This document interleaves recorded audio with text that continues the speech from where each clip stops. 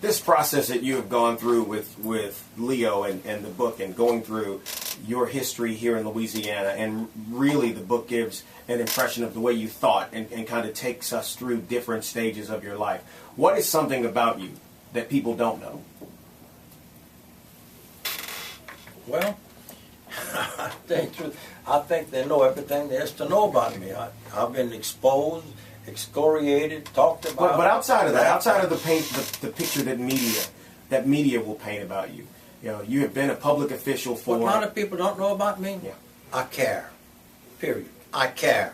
I care. It makes a difference to me. I worry about people who have problems. I worry about people with sick children and who don't have access to a doctor. It bothers me that it takes some people 2 or 3 weeks to see a doctor. It bothers me that some women worry about if they'll have medical attention when they give birth to their child. I care. When you look at politicians right now, on both sides of the political aisle, what do you think? I can't judge their hearts because I don't see their hearts. I am concerned that apparently there are very few people out there who really care. All of the younger people are engaged a little bit more in politics now than when you were in the prime of your political career, because of all of the technology that exists now that gives them at the moment access to what is going on around them. And you have all these youth groups that rally and do things at the federal Capitol building and in state capitals around the country during election seasons. What about young people getting into politics? Very good thing. And it's very important to them because you know something? What we as politicians do would affect their lives longer than ours by the very nature of things. They will generally outlive us. Therefore, when we make mistakes or do wrong, they are affected by it for a longer period of time. And it's therefore important, very important, for them to get involved. How's marriage treating you now? Couldn't be better. I like people scoff and they question and they wonder what an 84-year-old man is doing married to a 33-year-old woman. She'll be 33 next week. I'll have to correct that. My philosophy is very simple. She's a wonderful, compassionate, loving woman, and I feel good about it. And I like to think that I'm making her feel good about it. We have a good relationship. And I kid people and say, well, don't worry about it. You're only as old as the woman you feel.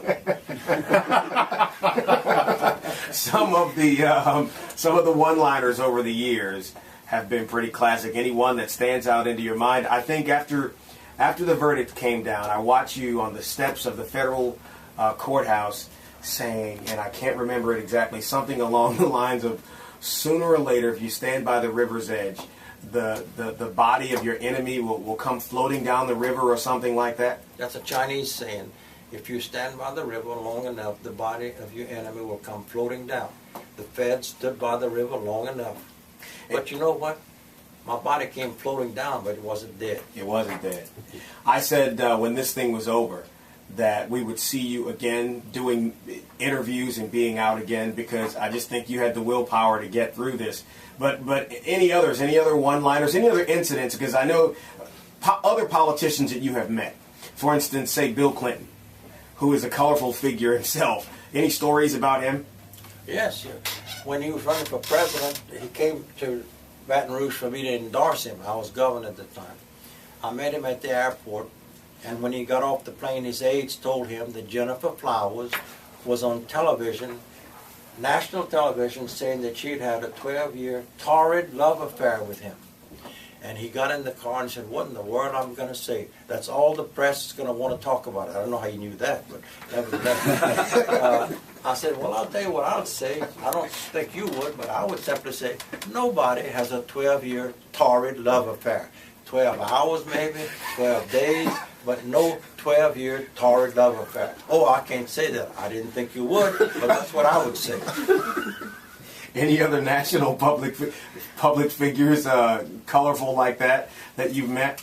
Oh, I've met practically every president since John F. Kennedy, and I was very good friends with Lyndon Johnson. Met Nixon several times. President Carter and I were Southern governors together. Knew him a long time, and the Bushes, of course, his father was president while I was governor. We had a lot of business together, political business, and I knew his son.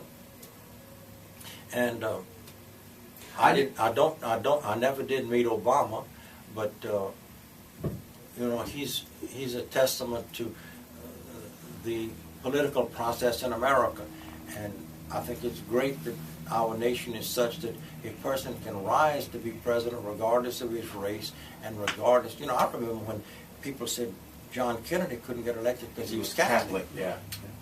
Well, you were the first Roman Catholic governor of this state. Is that correct? In modern times. Yes, in modern times.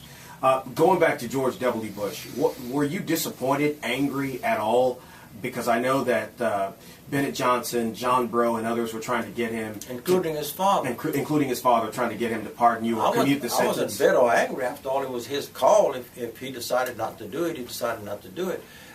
Were you given a reason why he decided not to do it or didn't move on it? Never.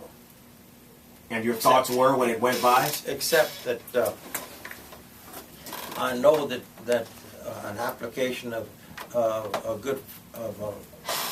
lawyer who was a good friend of his was representing somebody else that wanted a pardon, and the lawyer said to others that the president had promised him that he would sign that application as well as mine. Whether that's true or not, I don't know.